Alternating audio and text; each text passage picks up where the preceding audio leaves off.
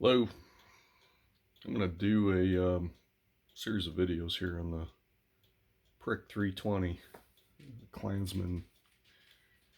This is a military radio. I've done a couple of videos before. I don't remember if they're on this channel or not, but I'll see if I can find a couple and put them out. I'll be adding some more once I get things operational. But got the external speaker, the headphones. I also have the whip, the wire, the key, headset. Trying to think what else. The grounding wires, and got something else. Huh. Anyhow, I've got the full setup. Oh, I've got the backpack to it. Also have the DCCU charger, but I don't have a way to power that, so I'm not sure I even want to mess with it. But there's quite a setup there that's needed to use that. So, and right now we're having issues getting stuff from overseas. I bought this radio during the pandemic, and within a couple hours of the first use, it croaked. Had a power supply issue, so fortunately I was able to find a replacement that was new. And the dealer I got that from, I don't think is doing anything right now. I think he's reorganizing some things and with the shop. But anyhow, one of the problems we have with this is power. A lot of the batteries are used. Some of them are new, old stock. They've been around for a long time. And I actually listed this radio on eBay about a month ago and was going to update it with just some modern commercial ham gear. Possibly another Yaesu, but or Nikon. And the bottom line is it's hard to find radios that will do what you can do with this. This has got a tuner in it, and it runs 30 watts, or I believe 5 watts low power. This also has the lower sideband modification on it. So it's a really nice radio. The problem I'm having is that the batteries are dying. So I'm down to one last battery. So I looked into reselling them, and there are some videos with a couple of different options, and I actually tried to find the extension cable for the battery and was going to cut an end and build a battery box with an ammo can. Bought it, got to the hub for it was going out Royal Mail in the UK, and they returned it to the seller, non-deliverable.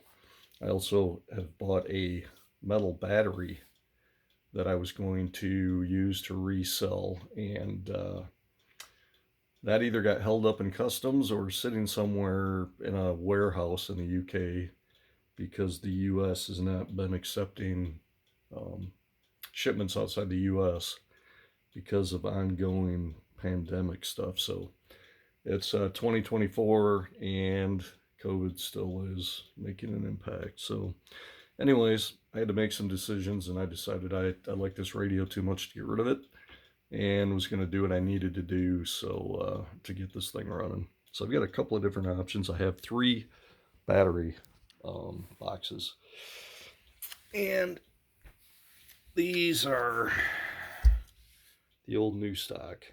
And actually what I did, this one here was dead. And I decided I was going to spend some time to try to get inside this thing and see what I could do. So I was able to do it, and I'll share that with you in a minute.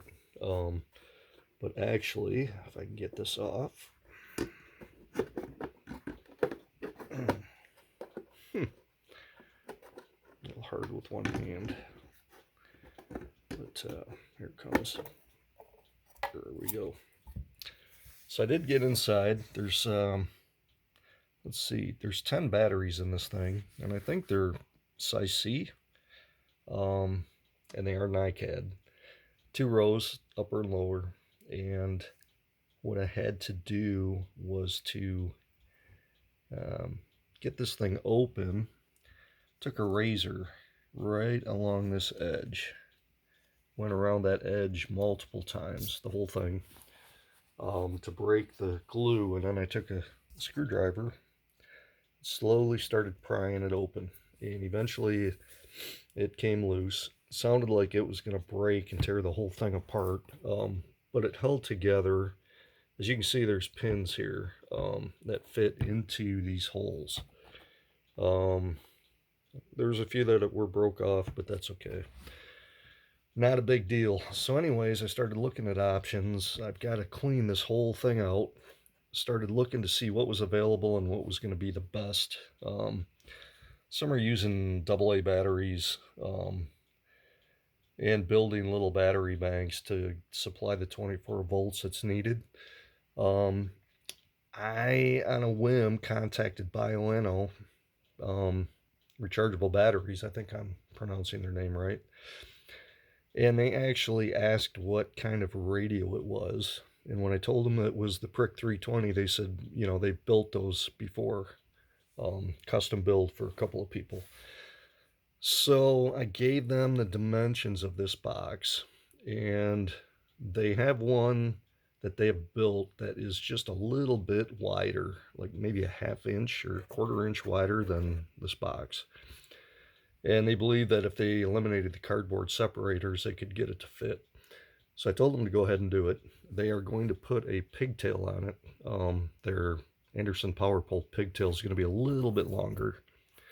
I'm going to, actually it's not the Anderson, it's a Charger.